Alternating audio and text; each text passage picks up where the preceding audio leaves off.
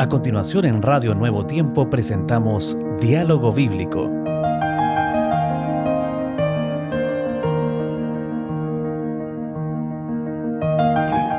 Muy bienvenidos, bienvenidas. Estamos gratos de estar con ustedes nuevamente en su programa Diálogo Bíblico. Hemos avanzado bastante en estudiar acerca de estas profecías, de este intento de conocer lo que Dios nos habla por medio de sus profetas, de sus palabras. Y hay un libro en la Biblia que algunos le llaman el himnario de Dios, son los Salmos. Interesante esa expresión. Y justamente para entender algunos acontecimientos finales, algunos hechos que van a ocurrir, vamos a estudiar esta semana y la próxima algunos de estos salmos que nos hablan de estos eventos finales, cómo serán y cómo el cristiano tiene que afrontarlos. Interesante, ¿no le parece? Bienvenidos, bienvenido pastor, ¿cómo está? Pastor Luis Jerez con nosotros. Bien, Raúl, gracias por la invitación a seguir comentando la palabra de Dios. Efectivamente vamos a tratar de extraer del libro de los Salmos, que es un libro bastante amplio. ¿Qué nos habla el libro de Salmos acerca de las profecías? Profecías que están en los libros de Daniel, de Apocalipsis, y curiosamente los salmistas, especialmente el rey David, que fue llamado conforme al corazón de Dios cuando Dios lo llamó a ser rey. Este rey David se transformó también, aparte de sus muchas actividades que él tenía, se transformó también en un vocero de Dios, en un profeta de Dios. Y de acuerdo a sus meditaciones, sus reflexiones, el Señor le reveló al rey David muchas profecías relacionadas al Mesías, relacionadas a la obra de Cristo en el santuario celestial, aunque él iba mucho al santuario terrenal, pero él entendió que había un santuario donde Cristo, el verdadero Mesías, ejercería. Y así tenemos varios salmos, como por ejemplo el 22, 23, 24.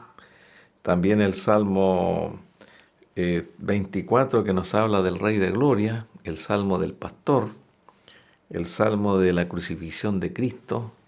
Realmente el Rey David aporta mucho al entendimiento del estudio de las profecías del último tiempo. Y especialmente para el Apocalipsis, apuntándose al Apocalipsis por lo que dice el salmista. Tú decías recién que él asistía mucho al santuario. ¿Tú recuerdas que en algún momento él se sintió separado del santuario por situaciones que conocemos? Y él ansiaba estar. ¿Cómo me gustaría estar, dice, en ese lugar donde se comunicaba con Dios? Fíjate que Apocalipsis 14:1 dice, después miré y vi que el Cordero no estaba de pie sobre el monte de Sión, y con él 144,000 que tenían el nombre de él en su frente. Ahora, cuando uno habla de Apocalipsis, ¿no es cierto? Dice, ¿y qué tiene que ver los salmos con Apocalipsis? Entonces, aquí está donde nos ayuda a entender algunos conceptos del salmista acerca de Dios, de ese Dios del Nuevo Testamento, porque tú recuerdas el salmista, muchos años antes del nacimiento de Cristo se escribe, Apocalipsis se escribe casi en el inicio del primer milenio, el año 90. Entonces hay muchos años, cómo ellos de alguna manera están ratificando y enseñándonos algunas ideas que van a aparecer en el Nuevo Testamento y que son sacadas justamente de estos salmos que nosotros vamos a estudiar. Por ejemplo, la necesidad de un sumo sacerdote. Nosotros estamos mirando de dónde sacan algunas ideas y efectivamente aquí están. Los escritores leyeron el Salmo.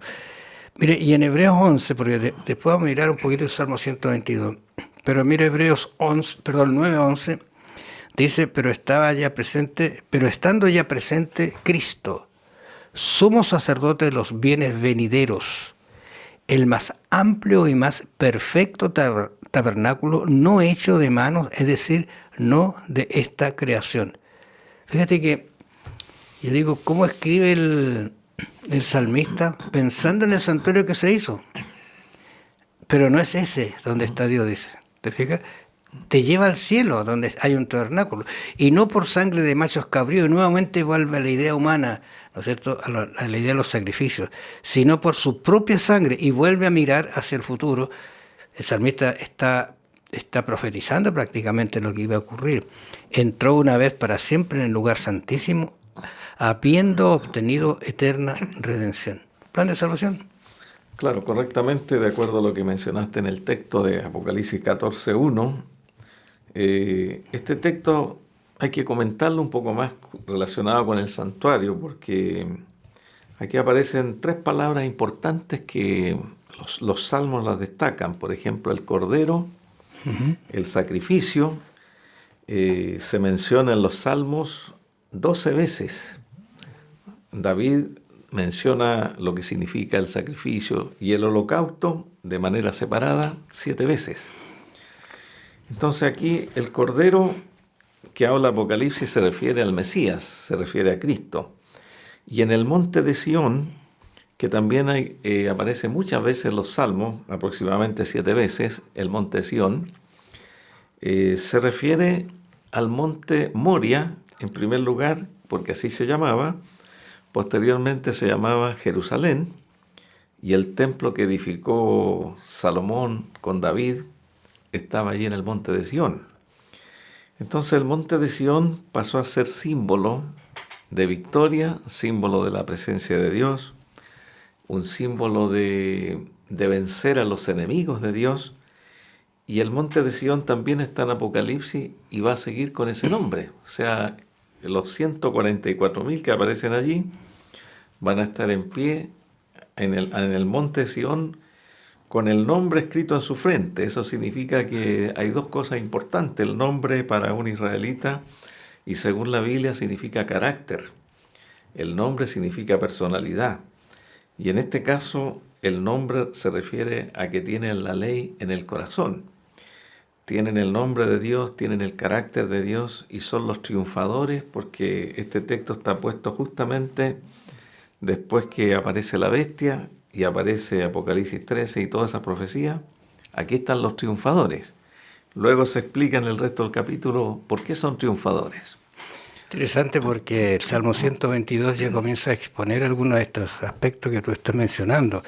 Salmo 122 habla de yo me alegré con los que decían a la casa de Jehová iremos.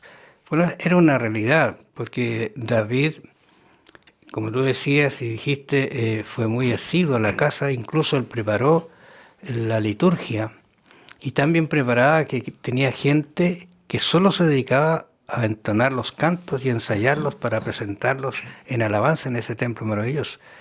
Entonces dice, nuestros pies estuvieron, dice, dentro de tus puertas, oh Jerusalén. Jerusalén, que se ha edificado como una ciudad que está bien unida entre sí. Estos detalles son interesantes, porque si bien es cierto, esta Jerusalén terrenal era así, cuando uno se va y mira la Jerusalén celestial, la ve que tiene estructuras muy definidas, muy puntuales, detalles extraordinarios. O sea, de alguna manera esto prefigura lo que es la Canaán o la ciudad santa, ¿no es cierto?, que va a estar en el cielo. O sea, todas son relaciones que uno tiene que decir, qué interesante, porque Dios tiene que haber revelado a David estas cosas para que él después las expusiera, las escribiera y nos dijera que así va a ser la Jerusalén extraordinaria. Dice, y allá subieron las tribus de Yahv, como dice acá, ¿no es cierto?, conforme al testimonio dado a Israel, para alabar el nombre de Jehová. Salmo 122 de alguna manera nos está reflejando algunos acontecimientos. Es una expresión de gozo, de alegría, de privilegio que se otorga a la persona, ¿no es cierto?, el hecho de subir para adorar a Jerusalén. Y entonces uno tiene que hacer la relación ahora y decir, mira, ¿y nosotros qué estamos haciendo? Bueno, si somos su pueblo, somos los que estamos detrás de este caminar hacia la Canaán celestial, un día vamos a ir allá. Un día vamos a entrar por esas puertas, un día vamos a entrar en la Jerusalén, un día vamos a entrar en el templo a adorar a Dios y a participar de la gran ceremonia de inauguración, ¿no es cierto?, del ingreso del pueblo que Dios nunca quiso que no existiera. El pecado ha hecho un paréntesis muy negro, pero al final todo se va a terminar. Y el salmista eso está apuntando. Yo me imagino que por eso que él era feliz y alegre, porque confía en estas cosas que son tan sublimes. Estaba pensando, nosotros cómo podemos literalmente nosotros acercarnos a la casa de Jehová. Literalmente lo tenemos en la tierra, es la iglesia, ¿verdad? Uno se va a adorar. Pero ¿cómo percibir, cómo sentir que en realidad algún día vamos a llegar a entrar a un lugar santo, donde los ángeles se gozan y donde el ser humano no lo ha logrado ni siquiera entender, pero será la eternidad para entender el lugar y la casa de Dios?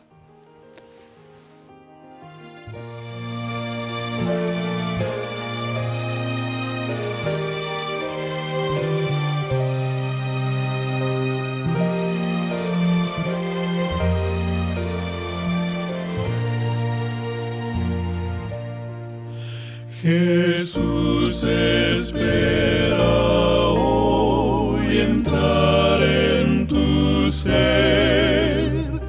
Ábrele tu corazón. No dejes que el mundo te aparte de él. ¿Cuál será tu decisión?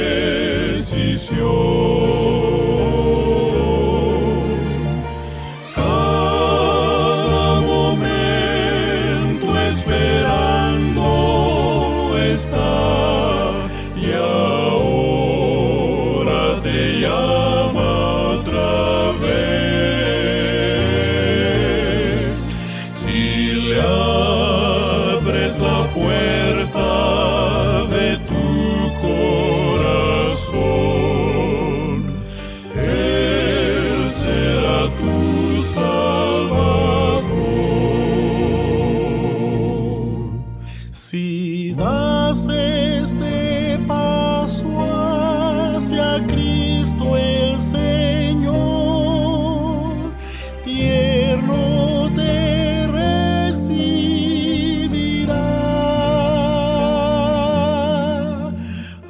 Acéptalo y deja la oscuridad.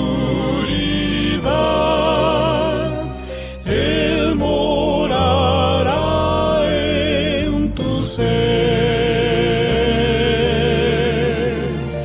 Cada momento esperando está y ahora te llama otra vez. Si le abres la puerta de tu corazón, Él será tu Salvador.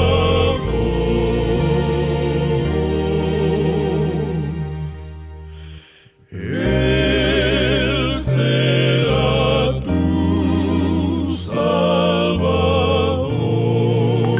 Salvador.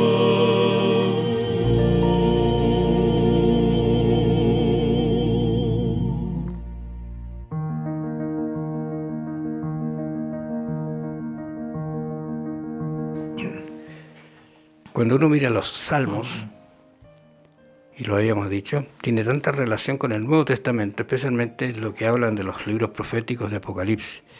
14, Apocalipsis 14, ¿no es cierto?, nos habla acerca de este monte de Sión. Y el salmista ya lo había mencionado, en el capítulo 15, por ejemplo, lo vamos a ver, que él menciona esta situación y dice: Jehová, ¿quién habitará en tu tabernáculo? ¿Quién morará en tu monte santo? Interesante esa situación que se presenta allí, ¿no es cierto? ¿Quién habitará en tu monte santo? Quizá un detalle, yo estaba leyendo y el autor que comenta esta lección dice que difícil se ve estar en ese lugar cuando uno ve las descripciones de quiénes van a estar, ¿no? ¿Te parece? Bueno, efectivamente, el rey David escribió 2 salmos que dan a entender quiénes tienen las características o el carácter o la fe en el Mesías que los hace aptos para estar delante de Dios, en el tabernáculo del Señor, en el monte Sión, porque nuevamente como el monte de Sión es el lugar más santo que había en la tierra, y se le denominaba el lugar más santo porque allí estaba la ley de Dios, estaba la presencia de Dios, estaba la Santa Shekinah.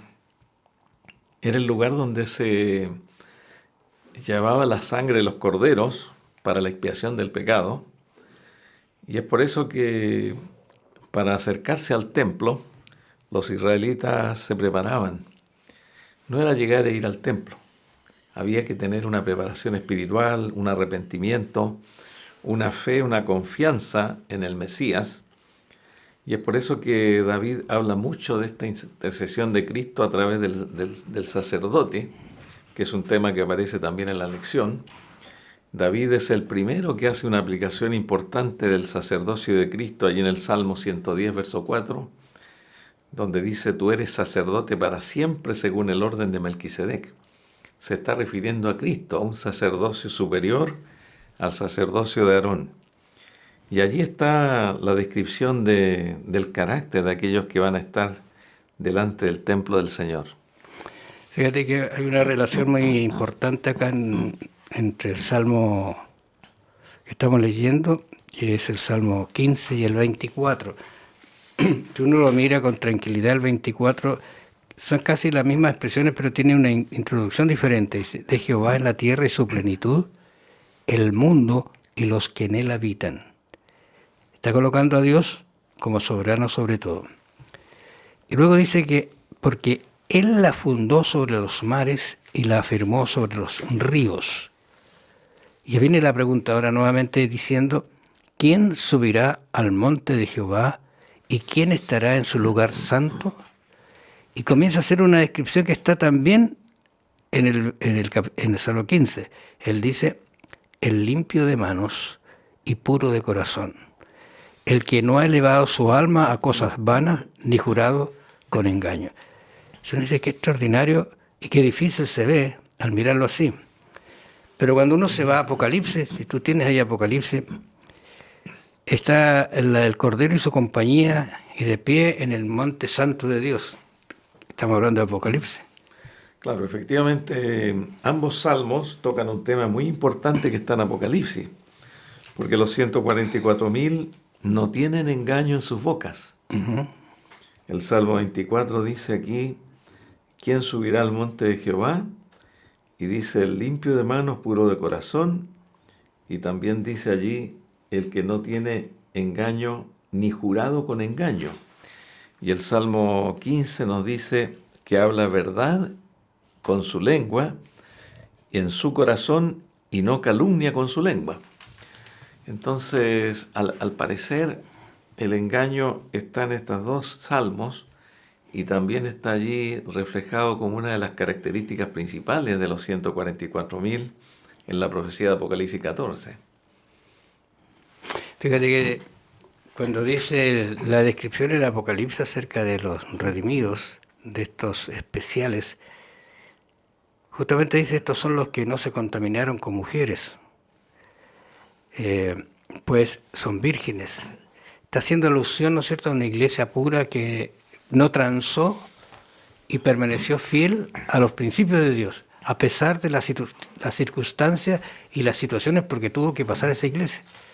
Tú recuerdas que un periodo de oscuridad de 1260 años en que lamentablemente se hizo cualquier cosa por destruir la verdad, pero siempre hubo un pueblo fiel, un pueblo que estaba cercano a Dios y que se mantenían, ¿no es cierto?, en sus reglas, en sus indicaciones, a pesar de toda la situación, a pesar de que tuvieron que arrancar, vivir en las cuevas, escondidos, pero mantuvieron Claro. Aquí, la por fidelidad. ejemplo, tenemos algo muy importante porque los 144.000 son una clase especial. Los sacerdotes en Israel eran los únicos que entraban en el santuario, en la parte del lugar santo, y el sumo sacerdote también entraba una vez al año en el lugar santísimo. Entonces los 144.000 son unas personas especiales dentro de los salvos que van a estar allí en contacto directo con Dios. En el cielo nos dice la Escritura que en Apocalipsis 22 que no había en la Santa Jerusalén templo. ¿Por qué motivo? Porque Jehová Era el templo. pasa a ser templo. Entonces estos 144.000 van a estar ligados a Jehová. Son salvados con una clase especial y que han vencido a través de la sangre del Cordero y son primicias para Dios. Entonces el rey David allí en los Salmos nos está hablando a nosotros de las características de estas personas que van a estar y van a ser seleccionadas en los días finales de la historia del mundo. Sí, hay un detalle, bueno, quizá algunos eruditos hablan de que podría ser este número también simbólico en el sentido de que es un grupo especial de personas. Pero mira, dice Apocalipsis, yo quiero hacer esta referencia, dice cantaban un cántico nuevo. Para empezar, un cántico que no lo sabe otra persona, cántico nuevo. Y además dice que ellos lo cantaban porque han pasado por una experiencia que es propia. O sea, ese cántico es la experiencia de la salvación, la experiencia de haber pasado por las situaciones difíciles, pero haber mirado y haber apuntado siempre al cielo. Esa es una característica muy especial. Y estoy pensando que David, cuando hablaba, por ejemplo, en el Salmo 15, como hemos estado diciendo, él tenía esa experiencia. Aquel a cuyos ojos el vil es menospreciado, dice, pero honra a los que temen a Jehová, el que aún jurando en daño suyo, no por eso cambia. Quien su dinero no dio usura, ni contra el inocente admitió cohecho, el que hace estas cosas no resbalará. Interesante las características que está mirando hacia la altura, hacia la perfección, y no dice, lo lograré. Hay que recordar que Jesús está detrás de todo esto.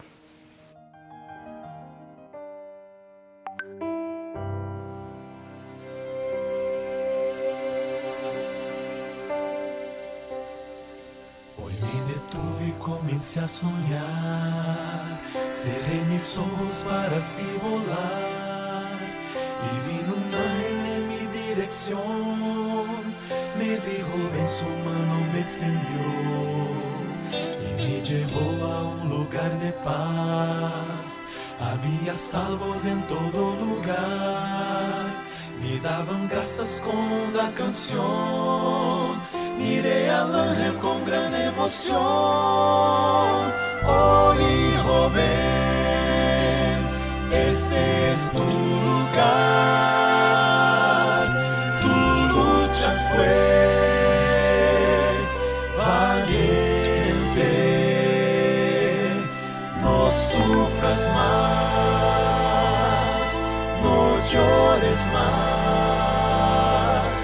Llegaste al hogar.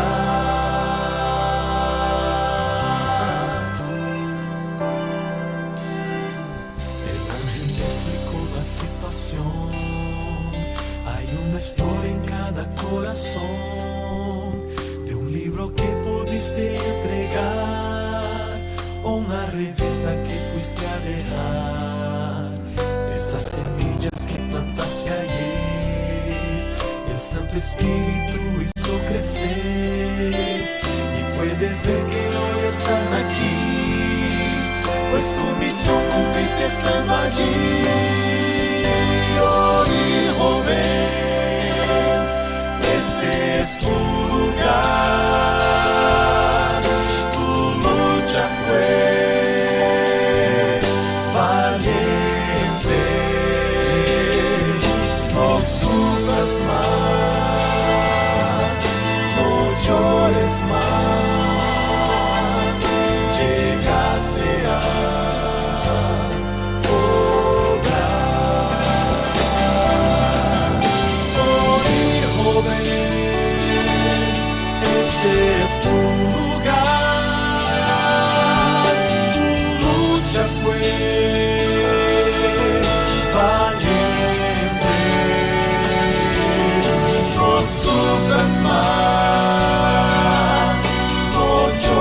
vez más llegaste al hogar.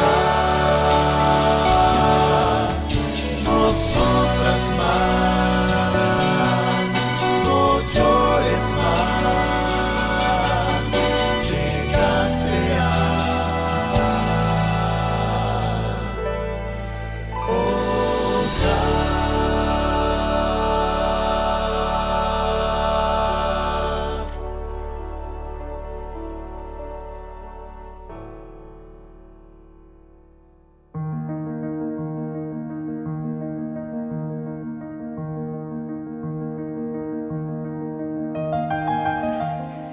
Qué interesante como se anticipó tanto David a dar indicaciones acerca de los acontecimientos finales y tan relacionado que está sus salmos con Apocalipsis, especialmente el capítulo 14, donde se requiere dar un fuerte pregón al momento en que estamos viviendo, el momento que nos toca vivir a nosotros, de advertencia a la gente. ¿Qué dice el Salmo 5? Para que echemos una miradita allí.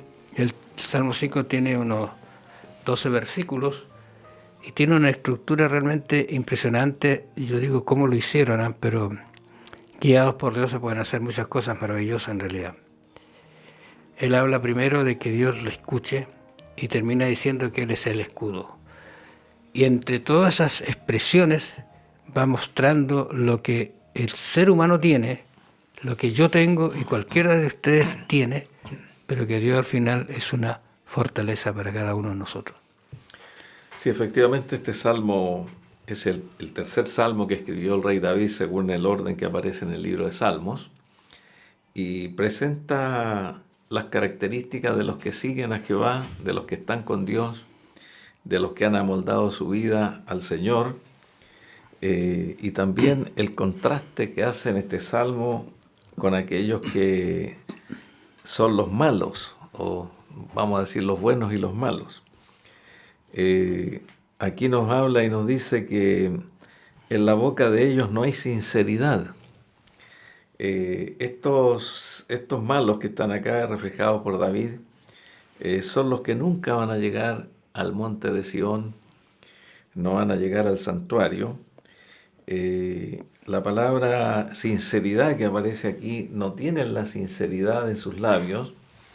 Esa es una palabra hebrea que me interesó estudiar el significado, porque la palabra sinceridad es una palabra moderna, usada en nuestro tiempo, que ha tenido su historia, pero no es tan antigua. Entonces, en el idioma hebreo es una palabra que significa kun, así tal como con K de kilo, kun, y significa certeza. No tienen certeza, no tienen confirmación en lo que hablan, no tienen rectitud, no tienen seguridad en lo que están diciendo. Es decir, lo que ellos dicen no se sabe si tiene una cuota de verdad o no. No hay una sinceridad como lo expresa la Escritura.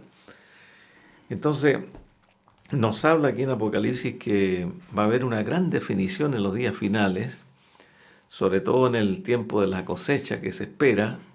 Va a haber una gran cosecha de Dios y una cosecha del mal. En el día final se van a definir los caracteres, se va a definir quién está en el lado de Dios y quién no está. Y es precisamente ahí en el Apocalipsis capítulo 14, que ustedes muchas veces lo han leído, es un capítulo profético, pero que tiene muchas cosas que no son símbolos. Tiene símbolos, pero la mayor parte es un llamado. Son 3 mensajes: un llamado al Evangelio eterno, a adorar a Dios, un llamado a no estar en Babilonia, a salir de Babilonia, y un tercer llamado es para no adorar a la bestia y a su imagen, porque el tema de la adoración es el tema final que va a definir a las personas en los días finales. Entonces los que son justos, pese a todo lo que ocurra, van a tener que demostrar su integridad, su valor para defender lo que es correcto, para mantenerse en la verdad. Y es allí donde se aplica el Salmo 5, donde Dios los va a defender, donde Dios va a estar con ellos, pese a toda la presión que va a haber en el día final. Fíjate que el Salmo 5 dice justamente lo que tú acabas de mencionar, pero también habla de estas personas que van a recibir el castigo de Dios. Y el castigo de Dios no va a ser porque Dios quiera, sino porque ellos eligieron un camino equivocado. Porque dice que porque tú eres un Dios que no se complace en la maldad. Si mato, no habitará junto a ti. Dice también, los insensatos no estarán delante de tus ojos. Aborreces a todos los que hacen iniquidad. Destruirás a los que hablan mentira. Y aquí hay una descripción de todas estas situaciones que se están mencionando allí en Apocalipsis 14. Claro, y efectivamente también se toma el Salmo 51, que nosotros lo conocemos muy bien. Es un salmo muy hermoso que está escrito por la experiencia del rey David y escrito también para los pecadores, donde estamos todos nosotros.